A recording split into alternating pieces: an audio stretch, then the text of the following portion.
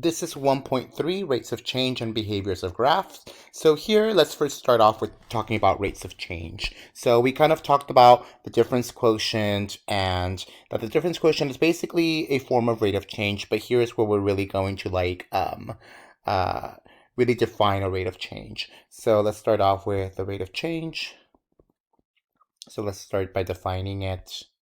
So a rate of change basically is how an an output quantity changes relative to the change in the input quantity.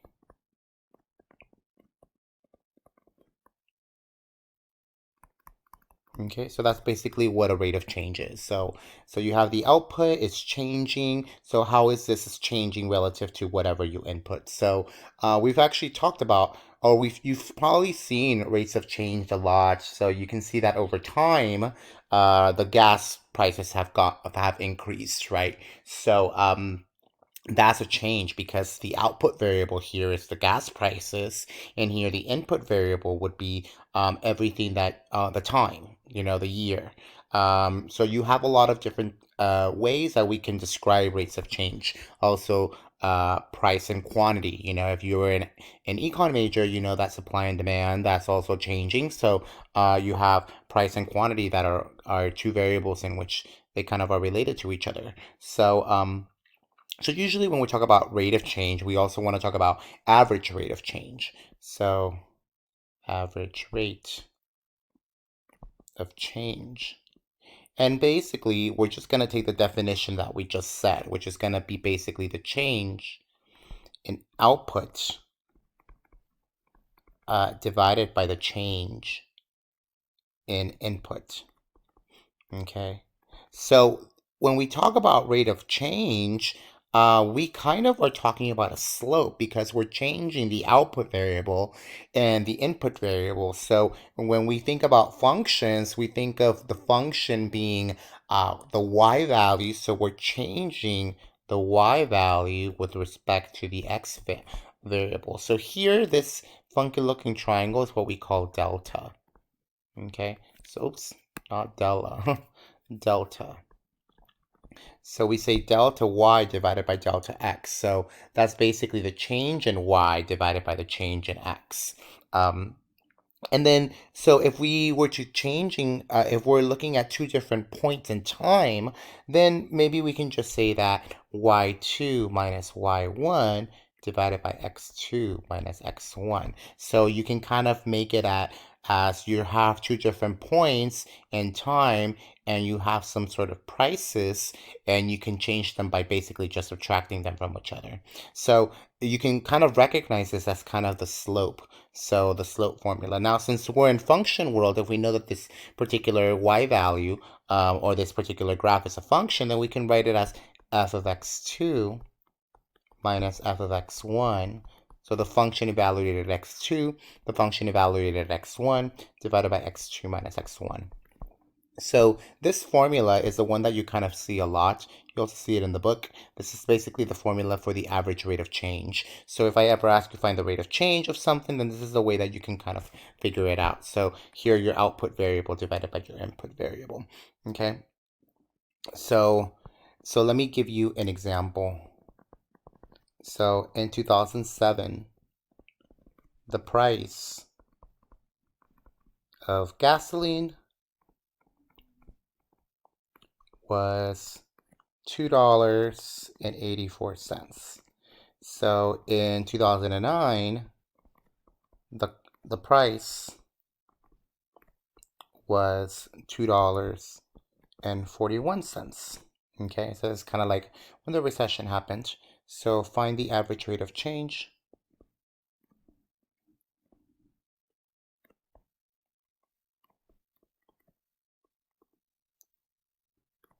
of price per year. Okay, so you can clearly see that the more that you went over time, you kind of see a decrease in price. So you can kind of imagine that the average rate of change is going to be negative. So we can just easily use this formula to try to figure out the average rate of change. So we have average rate of change. Okay, so this guy is just going to be equal to f of x2 minus f of x1 divided by x2 minus x1. Okay, so here, what would make sense would be to give you the rate of change previous. So let's say this is the price in year 2009.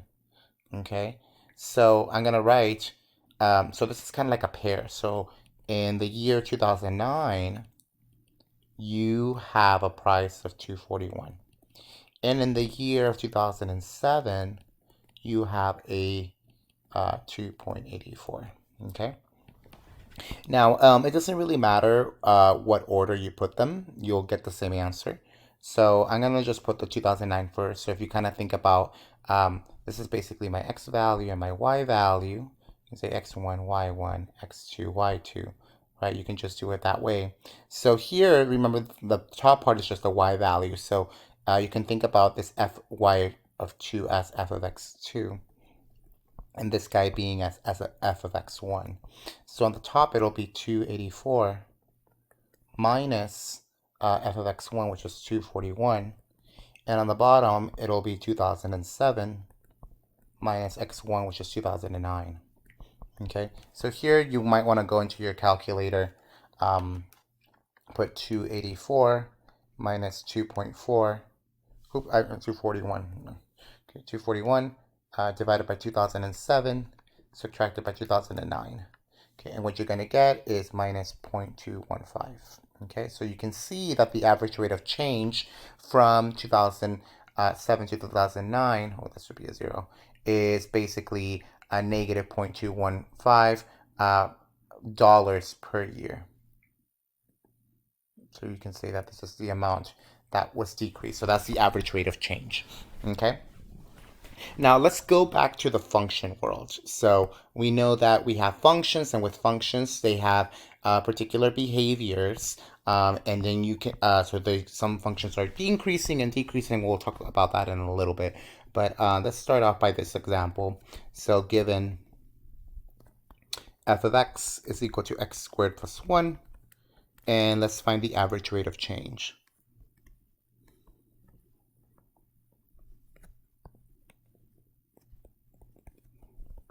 Okay, and let's start off with the first one, which is going to be find the average rate of change in the interval 1 to 2.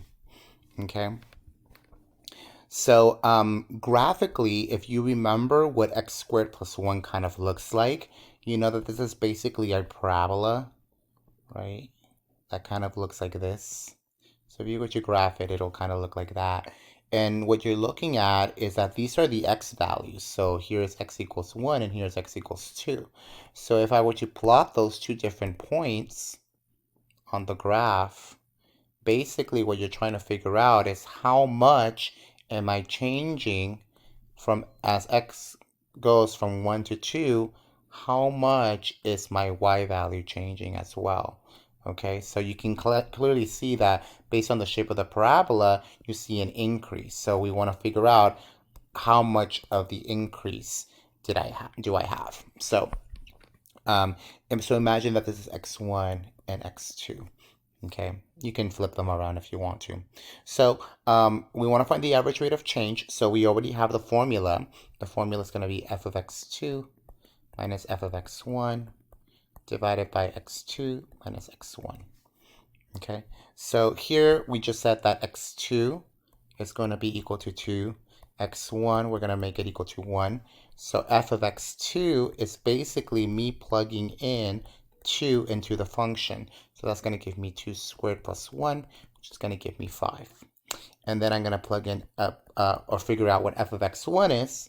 This guy, I'm going to plug in the 1. So you're going to have 1 squared plus 1, which gives me 2. So now all I got to do is use this information that I just figured out and plugging it into the formula. So f of x2 in this case was equal to 5. F of x1 was equal to 2 divided by x2 minus x1. That's going to be 2 minus 1. So on the top, I'm going to get a 3 divided by 1 gives me 3. So the average rate of change is going to be equal to 3. Okay. All right, so now let's do another problem. So let's say we wanted to do it from 1 to 1.1. Okay, so now we're getting closer and closer to this one. So now this is going to be my x1, this is going to be my x2. So x2 in this case is 1.1. x1 is going to be equal to 1. F of x2, which is going to be f of 1.1, which was basically f of x2. That's just me plugging in 1.1 squared into the 1.1 into the formula. So I'm going to need my calculator for this one. So 1.1 squared plus 1, that's going to give me 2.21. F of x1, that's just me plugging in 1, which we calculated in the previous one, which in this case is 2. So we're plugging it into the formula, so we know that the average rate of change is f of x2 minus f of x1 divided by x2 minus x1. So f of x2 in this case was 2.21. F of x1 was 2 divided by 1.1 minus 1. Okay, so I'm going to get 2.21, 2.21 minus 2 divided by 1.1. Oops, sorry, I'm writing it wrong in the calculator. Okay, 1.1 minus 1, I got 2.1. Okay, all right. And now finally, let's do part C. Okay, let's say we wanted to do it from 1 all the way to an arbitrary point 1 plus h. Okay, so we can do it with numbers, or we can do it very abstractly with a variable. So we're doing it to 1 plus h. Okay, so now in this case, 1 is going to be my x1. 1 plus h is going to be my x2. So x2 equals 1 plus h. x1 is equal to 1. F of x2 is basically plugging in 1 plus h into the original function, which is x squared plus 1. So we're going to have 1 plus h squared plus 1. Can FOIL all this out. This is going to give me 1 plus 2h plus h squared plus 1, which is going to give me, let me write h squared first, and the 2h, and then the 2. Okay, and then f of x1 is just plugging in 1, which we've already done. That's just equal to 2. Okay, so let's just plug it into our formula. F of x2 minus f of x1 divided by x2 minus x1. So this is going to give me f of x2, which is going to be this x squared plus 2h plus 2 minus f of x1. F of x1 is just equal to 2 divided by x2. x2 in this case is equal to 1 plus h. And then 1 is just equal to 1. So notice that this cancels out, and I have h squared plus 2h divided by this cancels out. I have an h. I can take the h out on the top, so you have the h plus 2 divided by h, and all I'm left with is just h plus 2. Oh, this kind of reminds you a little bit of the difference quotient, doesn't it? So, and you'll kind of see that this is kind of like what exactly it is. It's very similar to the difference quotient. So, so yeah, okay. So that's a little bit on that. So now why don't we do another different type of problem now, because average rate of change is very much the same. Later on, when you get to calculus, you'll talk about instantaneous rate of change, which is getting closer and closer to a point. So if I were to go closer, so if I were to find the rate of change between 1 to 1.01 and get closer and closer to 1, you can get something called the instantaneous rate of change. But we won't talk about this right here. Okay. So now what we want to look at, a couple of things. So we want to talk about increasing, decreasing maximums and minimums. Okay. So we talk about increasing and decreasing functions a lot in calculus. And because this is pre-calculus and we want to prepare you for calculus, we're going to kind of give you a little glimpse of what you're going to be doing in calculus. So one thing when we talk about increasing and decreasing functions, if we have the graph itself, it's really easy to figure out whether something is increasing or decreasing. So let's say, for example, we have something that looks like this. Something that looks like that. So let's say this is at 1, okay? And this is maybe at 5, okay? So one of the things that you can kind of look at is that you can try to figure out the intervals in which this is increasing or decreasing. Now, it kind of makes sense where something is increasing. So if you kind of look at it from left to right, if the graph is going up, you can kind of see that it's increasing. So you can see that the graph, if I were to go from left to right along it, you can see that this guy is increasing all the way from this side to this guy. So this purple, so if we were looking at increasing, the graph is increasing from negative infinity all the way until you get to this point, and this is going to be 1. And we're not going to include the 1. We'll talk about what exactly 1 represents. So it's increasing from negative infinity to 1, okay? Because it gets negative from all the x values are negative, and then it goes to 1, okay? And then after that, it's not increasing, it's decreasing. So when is it decreasing?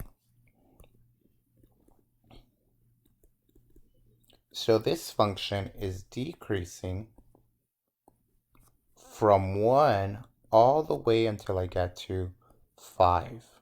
Okay, so if you look at all the y value, all the x values, you can see that this function is decreasing from 1 all the way to 5.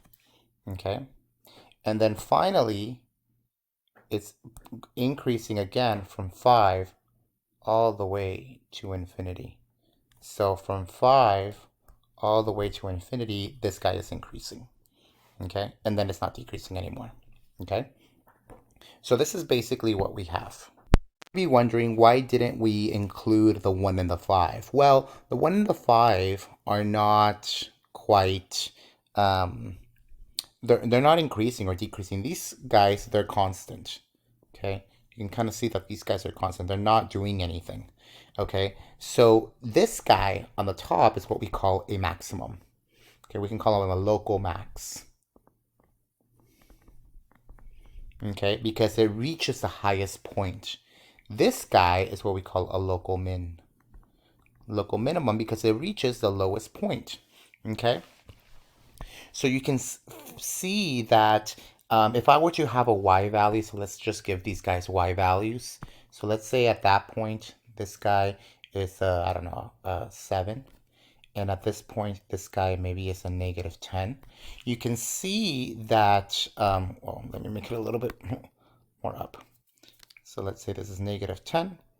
Okay, so you can see that the maximum, so the maximum is reached at that particular point, which is basically at 7. Okay, and your minimum is reached at negative 10. Okay, so visually, if I give you a picture, you hopefully can tell me where exactly it's increasing and decreasing, where are the maximums and where are the minimums, if I were to give you a picture like this. Okay, so so that's basically what it is. Now you have to be very careful when you have something that are maybe not going off to infinity. So for example, let me give you this. So let's say I give you something like that. So now you don't have arrows, you just they're stopping. So let me say this is gonna be negative 3. This guy is another 1. This guy is a 7, and let's say this is a 11. Okay. So in this case, oh, let me give you a couple y values too. Let's say this is negative 5. Let's say this is gonna be, I don't know, 3. Let's say for here, this is going to be a -2, and the last one is going to be a 17. Okay. So here you want to be very careful because let's see if you, let's say we want to find where it's increasing and decreasing. So you can see that this graph is increasing from this point all the way to this point. Okay. Okay, so you can see that in this particular direction, it's increasing from 3. So here from -3 all the way until it reaches to this guy, which is going to be 1. Okay, and we're not including it because nothing's going on there. This should not be included. From -3 to 1. Okay, so none of those guys are included. And then you can see that this is increasing again from 7 all the way until 11. So union 7 to 11. That's when that's increasing. Okay. Now it's decreasing here from 1 all the way to 7. Okay, so you can see from 1 to 7, this guy is decreasing. Okay. Now where are your maximums and minimums? Now here what we're going to define is a couple of things, because notice that this is a closed interval. There's nothing that's extending outside of this. This is it. This is the graph. Now, we have something called the absolute maximums and absolute minimums. So the biggest point is going to be your absolute max. So you can see that this guy is what we're going to call your absolute max, because that is the maximum out of all of them. Okay? So the lowest one is going to be called your absolute min. So this 11, okay, at x equals 11, at this 17, you have an absolute max. Your absolute min in this case is going to be this -5. Okay, now what about these guys? What about these losers? Well, they're not losers. But this guy right here, this 3, is, notice that it's still a maximum, but we don't call it a maximum. An absolute maximum is going to be a local max. It's still a maximum, but it's just local. And this one, this -2, is going to be a local min. Okay, so just a couple of terminologies. If I give something to you like this is kind of what I want you to do. Now, if I just give you a function, it's kind of really difficult to do it, figure out where it's increasing, decreasing, where are the maximums and minimums. But in calculus, you'll have the tools there.